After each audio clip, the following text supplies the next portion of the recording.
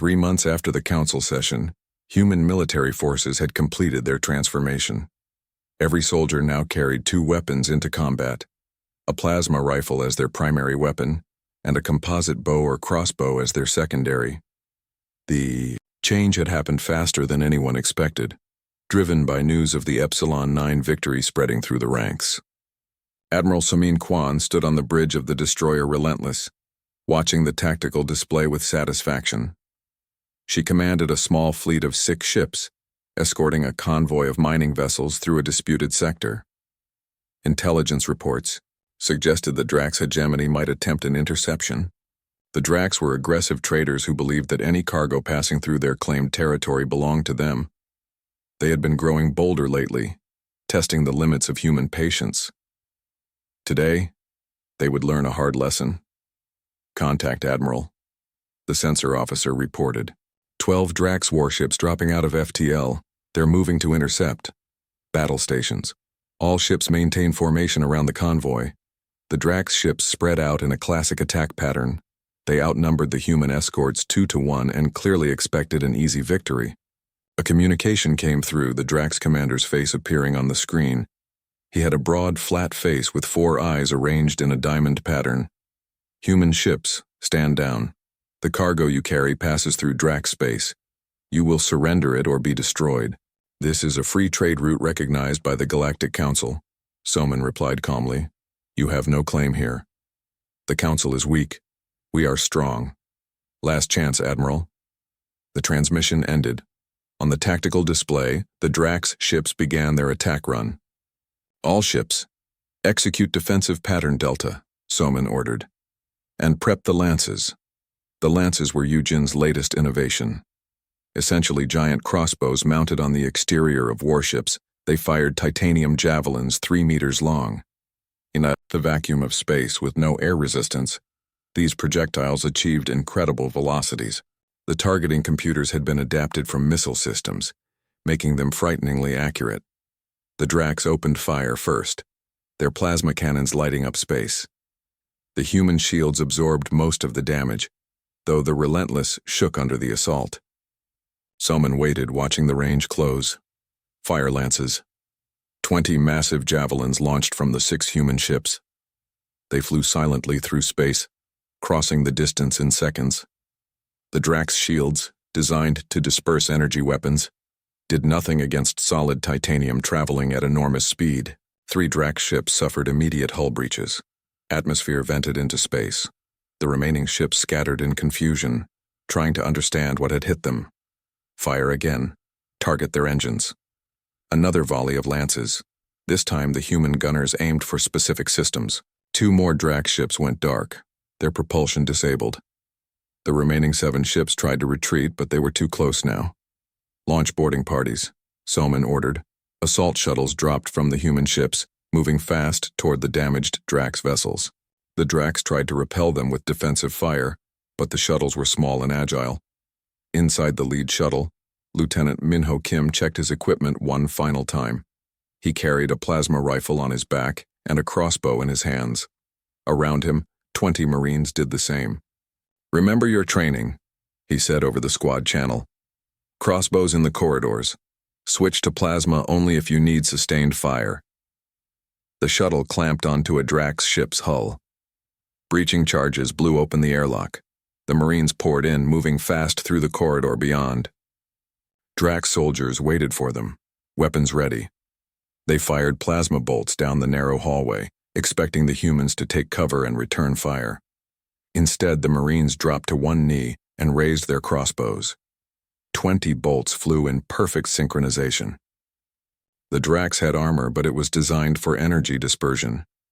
The bolts punched through, dropping warriors who had expected a different kind of fight.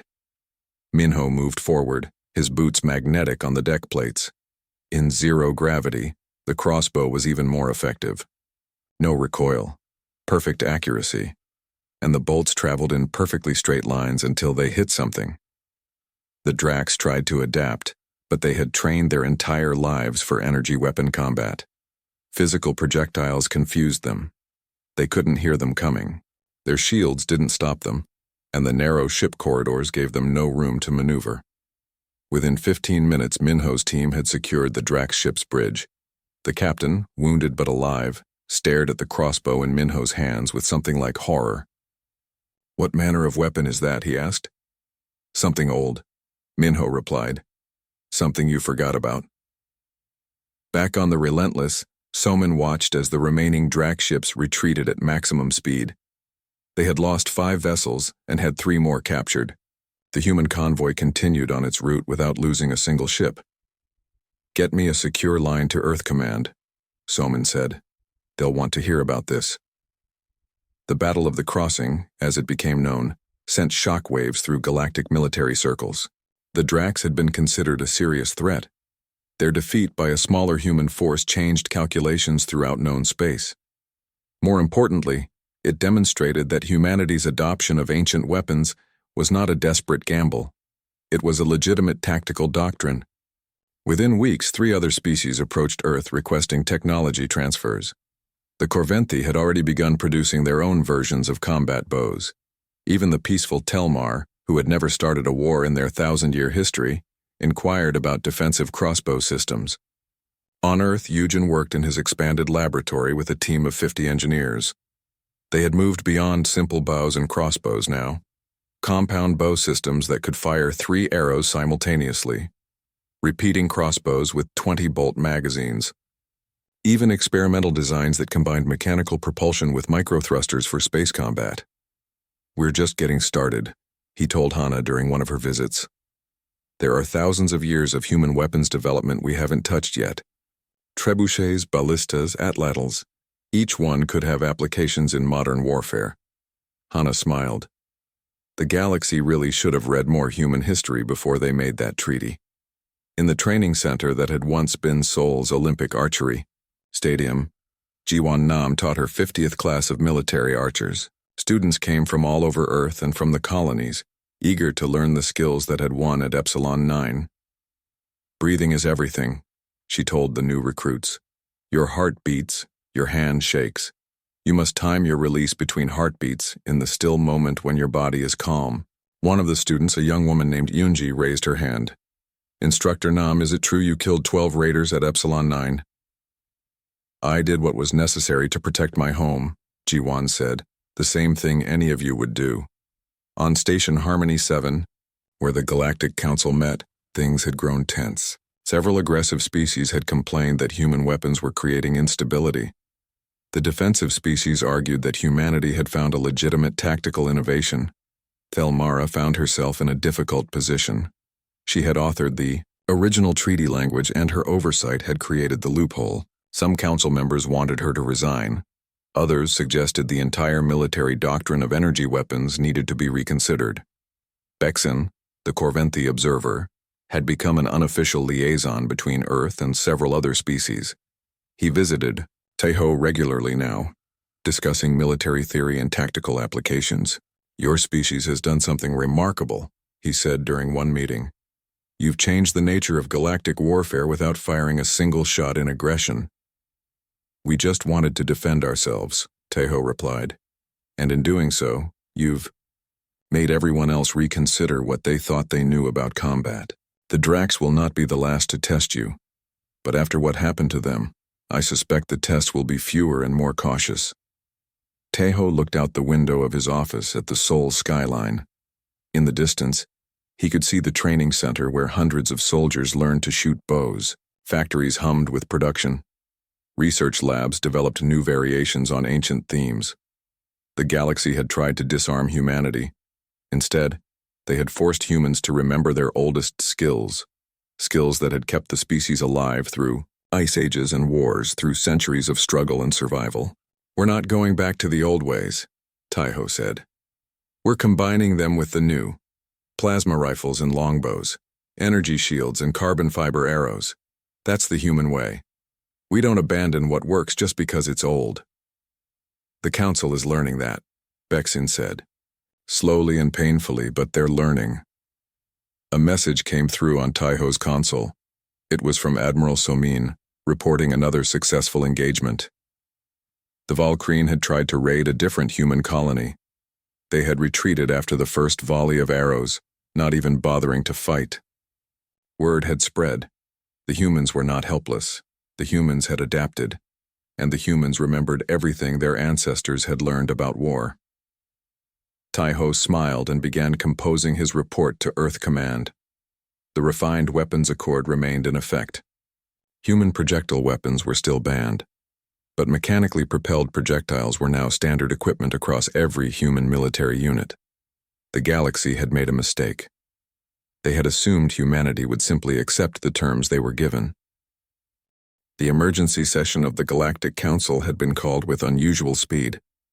Taiho stood once again in the center of the great chamber, but this time the atmosphere was very different. The council members looked angry rather than condescending.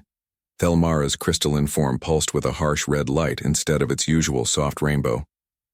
When she spoke, her wind chime voice had an edge like breaking glass. Captain Kang, explain to this council exactly what happened at the mining colony designated Epsilon 9. We defended our colony from raiders, Taiho said calmly, as is our right under galactic law. With bows and arrows, the purple gel being said. Its multiple eyes all focused on Taiho with what looked like anger. You used primitive weapons that belong in a museum. We used weapons that were available to us and that did not violate the refined weapons accord. Thelmara's form flashed brighter. You know very well that the accord was meant to modernize galactic warfare, not to encourage species to regress to their barbaric past. The accord specifically bans chemically propelled and electromagnetically accelerated projectiles, Hana said, stepping forward. She had been allowed to attend as technical advisor. Mechanically propelled projectiles are not mentioned in the treaty text, because no one thought any species would be foolish enough to use them, the scaled council member hissed. Yet they were effective, Taiho noted. The Valkyrie raiders retreated after losing significant numbers. Our colonists survived without casualties. I would call that a successful defense. Laughter erupted from several council members. It was not friendly laughter. You're proud of this? Thelmara asked. Proud that humanity has to rely on weapons from your primitive past? We're proud that we found a solution to an unfair treaty, Taiho said. His voice remained level, but there was steel underneath. The ban on projectile weapons put human colonies at risk. We adapted. That's what humans do. The scaled council member leaned forward on his floating platform. This is embarrassing for your species. The entire galaxy is laughing at Earth. The humans fight with sticks and strings, they say. What's next, sharpened rocks? Let them laugh, Taiho said. We won. More laughter filled the chamber. The council members seemed to find the entire situation hilarious now. One alien that looked like a floating ball of light actually flickered with what might have been mirth. Captain Kang, Thelmara said, her voice dripping with condescension. Perhaps next you will bring clubs and stone axes to the battlefield, or perhaps slings and catapults. Should we expect humanity to ride horses into combat as well? If horses were effective in space combat, we might consider it, Taiho replied. The chamber erupted in more laughter. Some council members were actively mocking now, making gestures that might have been bows being drawn, exaggerating the motions for comic effect, but not all the council members were laughing. In the upper gallery, a Corventhi military observer named Bexon watched with narrowed eyes. He had studied human military history as part of his intelligence work.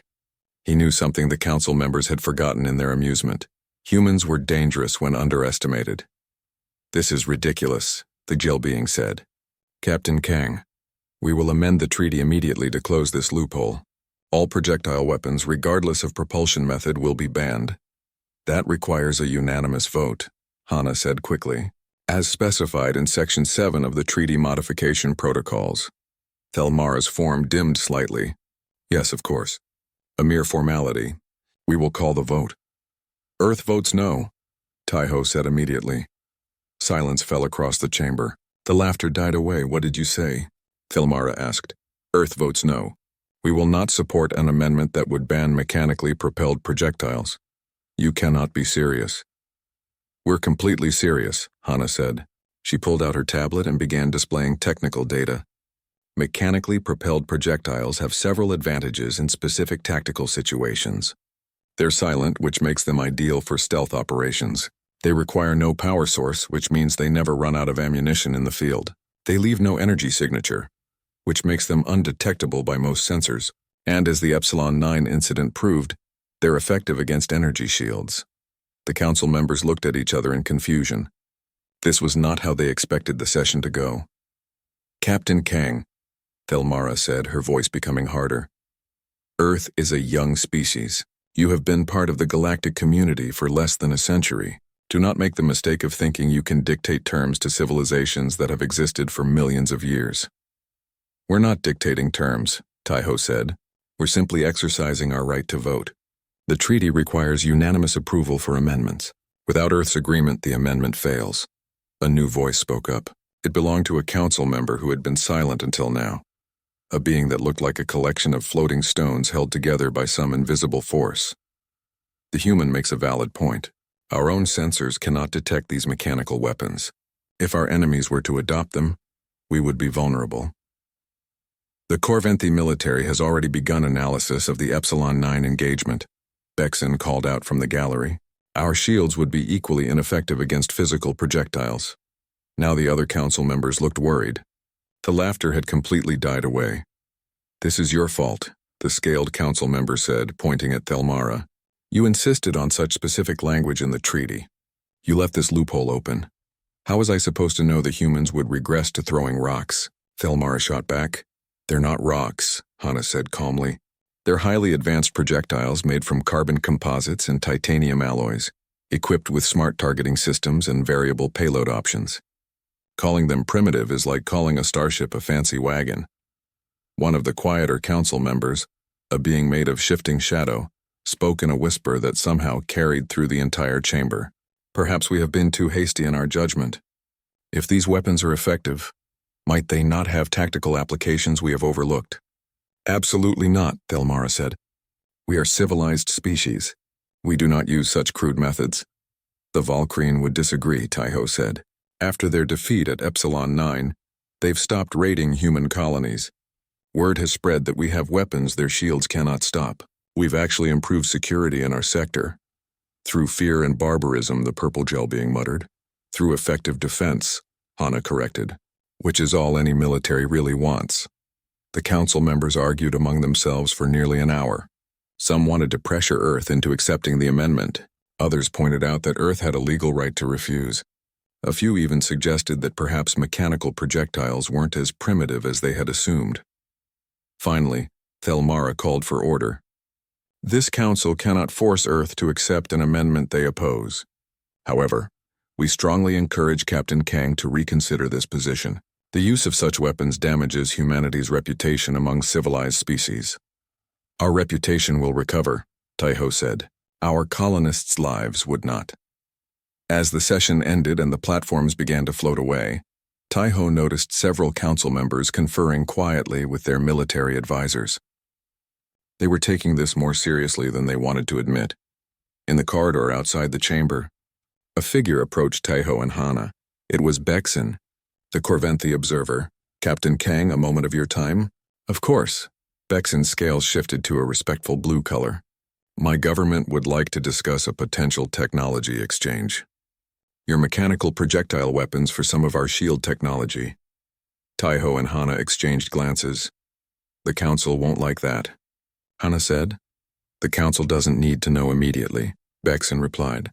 Besides, after today's session, I suspect other species will be making similar requests. The Corventhi simply want to be first.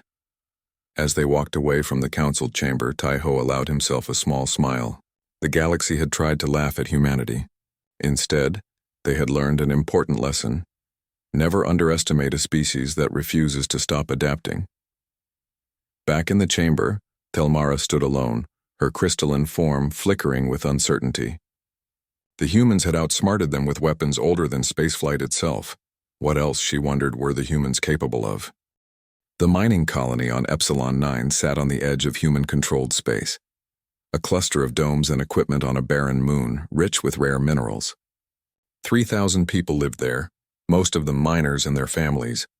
They had chosen this harsh life for the good pay and the promise of bonuses when the mine hit its production targets.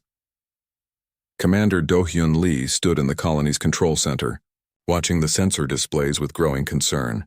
8 ships had just dropped out of faster-than-light travel at the edge of the system. The transponder codes identified them as Valkyrie. Battle stations, Do-hyun ordered. Get everyone into the shelters. The Valkyrie were raiders, a species that survived by stealing from others. They had scales like snakes and moved with a fluid grace that seemed impossible for creatures their size. More importantly, they had been watching Earth's military transition. They knew human colonies were vulnerable right now. Do-hyun's defense force consisted of 40 soldiers armed with the new plasma rifles. They had trained hard for 3 months, but this would be their first real combat with the weapons. The colony also had 6 automated defense turrets, all plasma-based now that the old railgun systems had been decommissioned. "Sir, they're hailing us," the communications officer said. "Put them through." A Valkyrie face appeared on the screen, its scaled features twisted into what might have been a smile. When it spoke, the translator rendered its hissing voice into flat English. "Human colony. You will surrender your refined minerals and evacuate. Resistance will result in casualties. This is Earth territory," Do-hyun said. "You're in violation of Council peacekeeping protocols. The Council is far away. And we hear your weapons are new. Perhaps not so reliable yet." The transmission ended. On the sensors, the Valkyrie ships began their approach. Do-hyun gripped the edge of the console. 40 soldiers, 6 turrets, against 8 ships full of raiders who had been fighting in space for centuries. "Sir, we have an incoming transport," the sensor operator said. "Earth Defense Force transponder.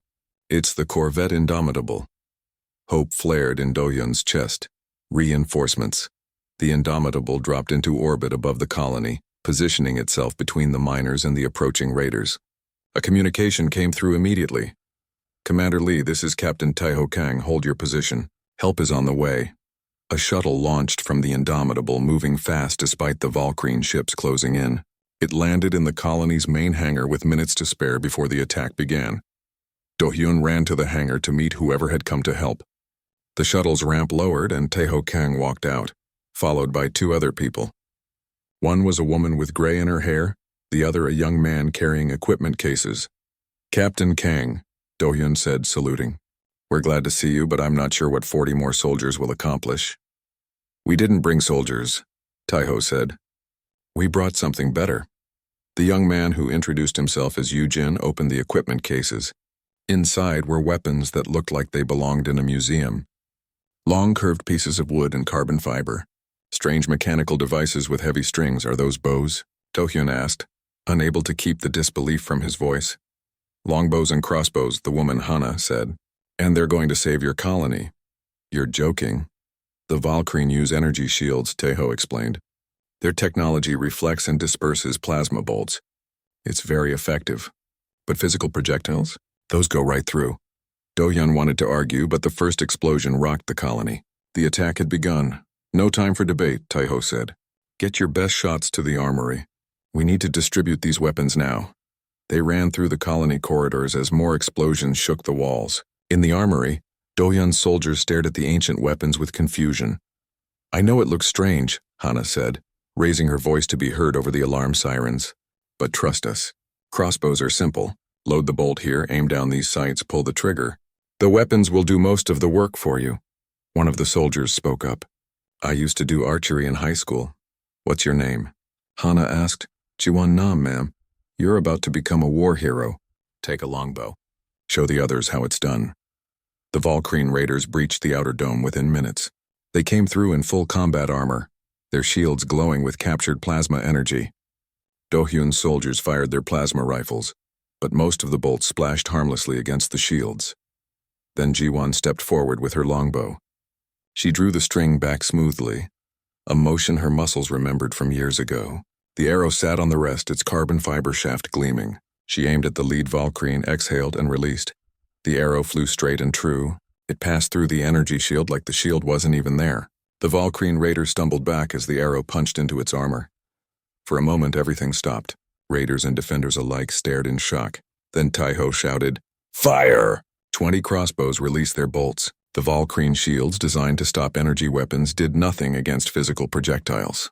Raiders fell, their armor pierced by arrows that had been refined with 23rd century materials and engineering. The Valkyrie tried to adapt, but they had no answer for weapons that ignored their primary defense. They retreated to the breach point, regrouping. "They'll come again," Do-hyun said, "with different tactics." Then we'll be ready, Taiho replied.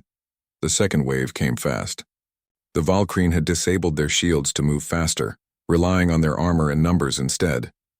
But the colony defenders had found their rhythm now. Arrows and bolts flew in steady volleys. The low gravity of Epsilon 9 meant the projectiles traveled farther and faster than they would on Earth. Jiwan had moved to a high position where she could see the entire breach zone. Her arrows found their marks with mechanical precision. One shot, one raider down. Another shot, another target eliminated. The other soldiers tried to copy her smooth, efficient motions. Yu-Jin had set up near the breach with a box of special arrows. These had explosive tips, small charges that detonated on impact. When a group of raiders tried to rush through together, he sent 3 explosive arrows into their midst. The resulting blast sealed the breach and ended the assault. The Valkyrie ships began to retreat. They had lost nearly a third of their raiding party, and the humans showed no signs of breaking. More importantly, the raiders couldn't understand what had gone wrong. Their shields had failed. Their armor had been useless. The humans had defeated them with weapons that looked like primitive toys. In the control center, Do-hyun watched the alien ships jump back into faster-than-light travel. His hands were shaking from adrenaline. "They're gone," he said, almost not believing it. Taiho stood beside him, still holding a longbow. "They won't come back, and they'll tell other raiders what happened here, that we beat them with bows and arrows, that humanity found a way around the treaty, that we're not as helpless as we look." Hana was already making notes on her tablet. "This is valuable combat data. We need to document everything, how the weapons performed, what worked, what needs improvement." Over the next hour, the colony assessed the damage. 2 soldiers had minor injuries.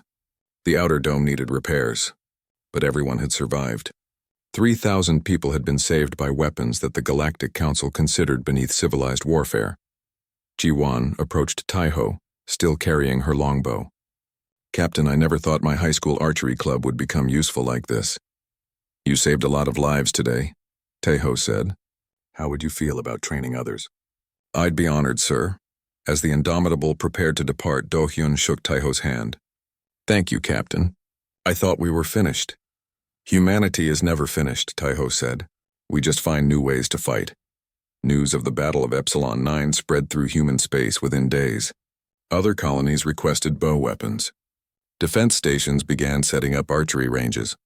And somewhere in the depths of space, the Galactic Council received reports that made them very, very concerned. The humans had found a loophole, and they were exploiting it brilliantly. 6 months had passed since Taiho signed the treaty. He sat in his office at Earth Military Command in Seoul, watching reports scroll across his screen. Weapons decommissioning was ahead of schedule. Plasma rifle training was progressing well. Everything looked fine on paper, but Taiho couldn't shake the feeling that something was wrong. Human soldiers reported that plasma rifles overheated in extended combat. Energy weapons needed constant recharging, and the tactical doctrine felt off somehow, like wearing shoes that were almost the right size but not quite. A knock on his door interrupted his thoughts. "Come in." Hana Park entered the office carrying a thick folder of printed documents. She was a small woman with sharp eyes and gray streaks in her black hair. As the chief military historian at Earth Command, she spent her days buried in archives that most people forgot existed. "Captain Kang, I need to show you something." Taiho gestured to the chair across from his desk. "Please sit." "What have you found?" Hana opened the folder and pulled out a copy of the Refined Weapons Accord. The document was covered in yellow highlights and handwritten notes in the margins. "I've been reading the treaty very carefully," she said, "specifically the technical definitions section. And the ban covers 2 categories of weapons. First, chemically propelled projectiles.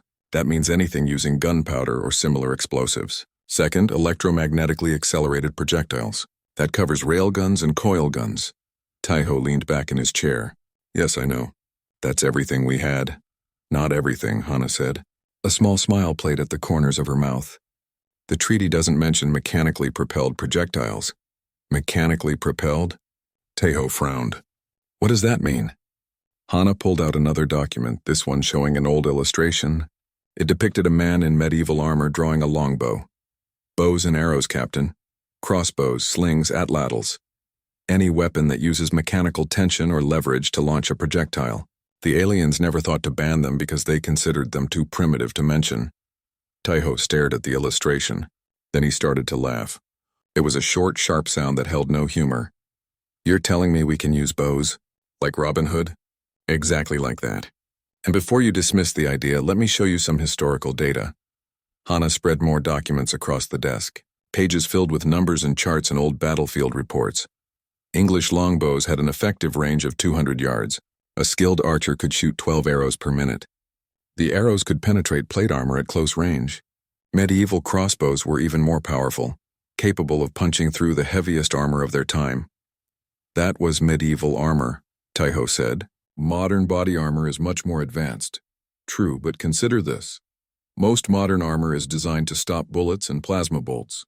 The energy dispersal patterns are optimized for those threats. A physical arrow, traveling at 300 feet per second, hits in a completely different way. Taiho picked up one of the charts. It showed penetration tests of various arrow types against different materials. You've been testing this?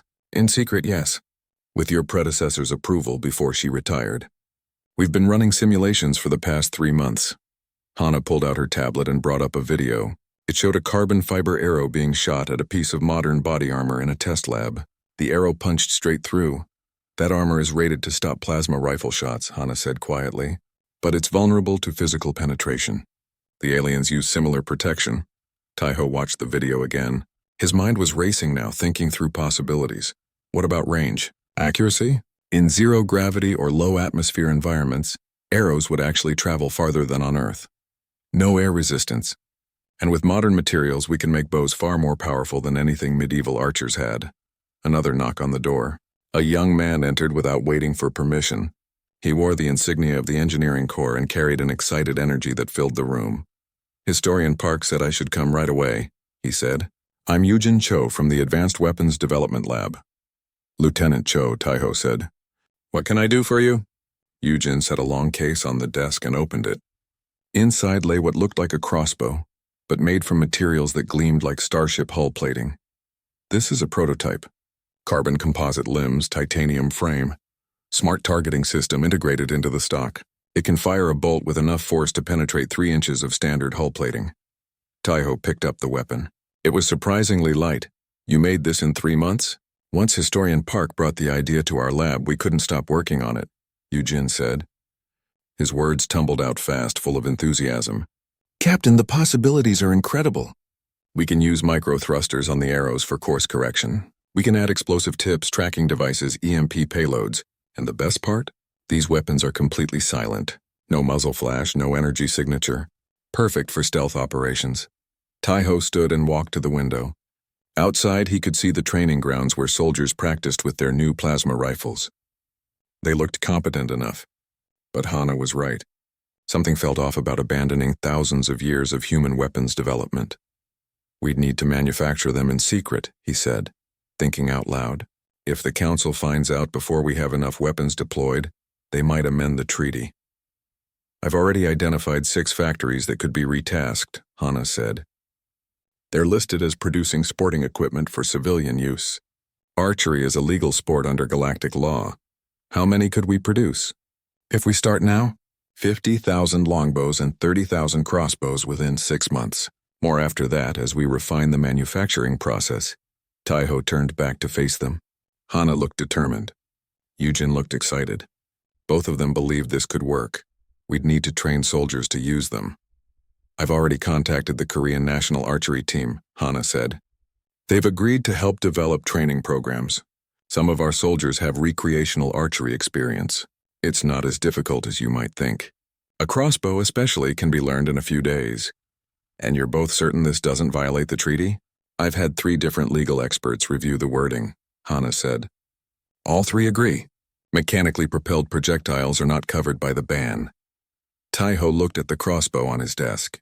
He picked it up again, feeling the weight, testing the balance. Then he aimed it at the far wall, imagining a target. All right, he said finally. But we keep this completely secret. No official records. If this fails, I want it to fail quietly. Yujin grinned. What should we call the project? Taiho thought for a moment, then smiled for the first time in months. Project Recurve. Hana nodded approvingly. I'll begin procurement immediately. Lieutenant Cho, you'll need to expand your team. Already have a list of engineers I trust, Yujin said. They spent the next 3 hours planning. When Hana and Yujin finally left his office, Taiho sat alone with the crossbow. He loaded a bolt into it, feeling the mechanism click into place. The weapon felt solid in his hands, real in a way that plasma rifles never quite had. Maybe humanity's old ways weren't so obsolete after all. Outside his window, the sun was setting over Seoul. In factories across the city, workers would soon begin a very different kind of production line. The galaxy thought it had disarmed humanity. They were about to learn how wrong they were. The council chamber stretched wide and tall, its walls made of materials that seemed to glow with their own light.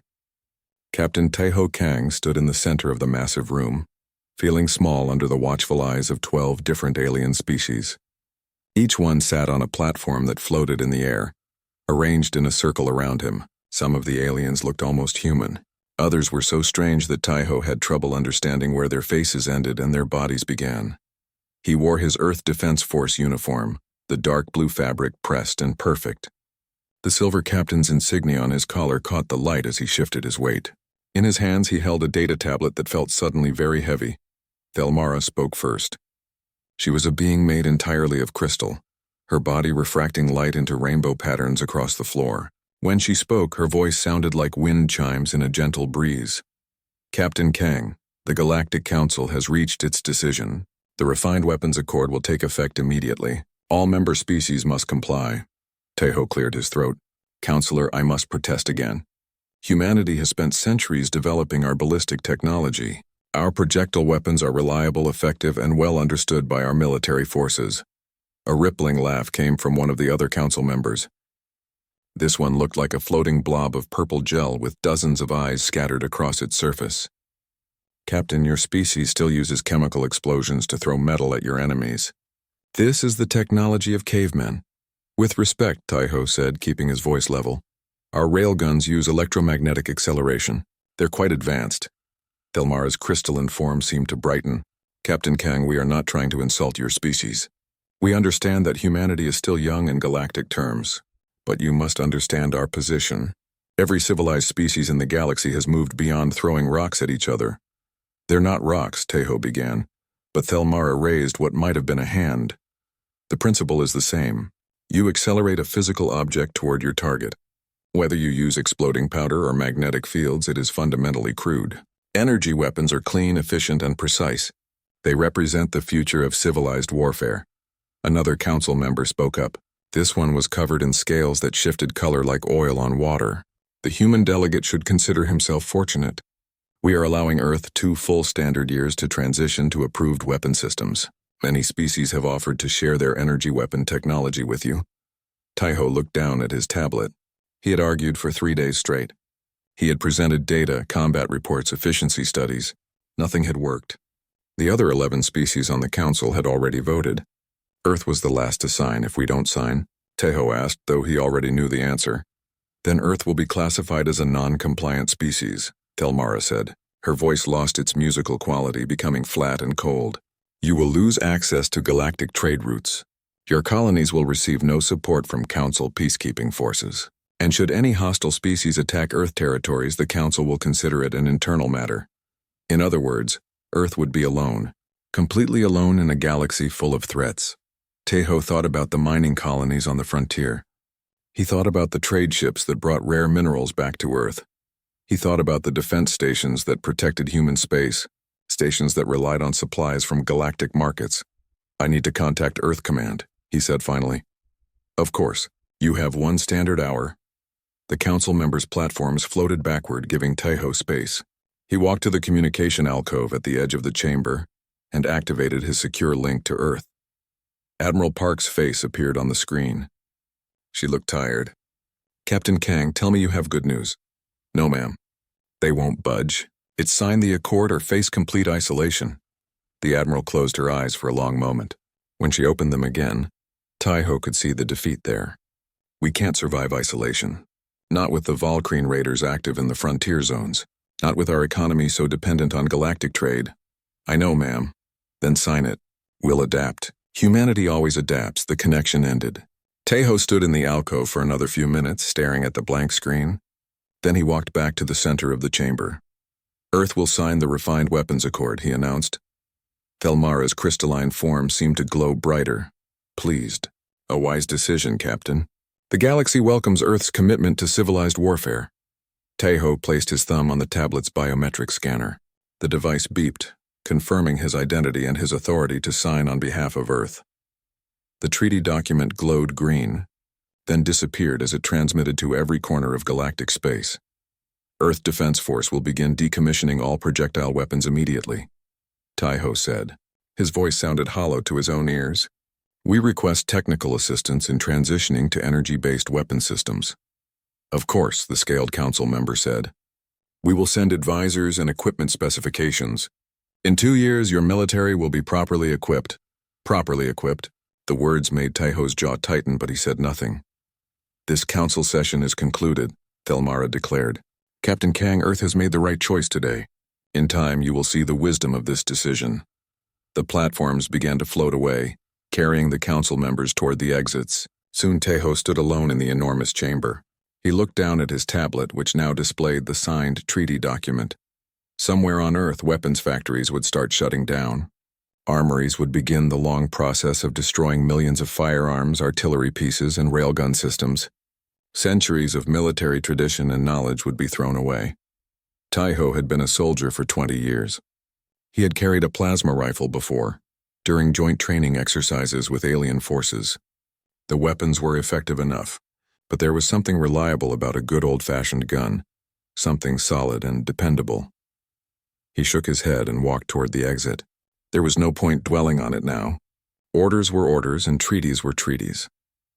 As he left the council chamber, Tejo didn't notice the small smile on the face of the Corventhi military observer in the gallery above. The reptilian officer had watched the entire proceeding with great interest. He had noticed something the council members had not. The human captains barely controlled anger. Angry humans, the Corventhi knew from experience, were dangerous humans. And humans with something to prove were the most dangerous of all. But that would become clear to everyone else soon enough.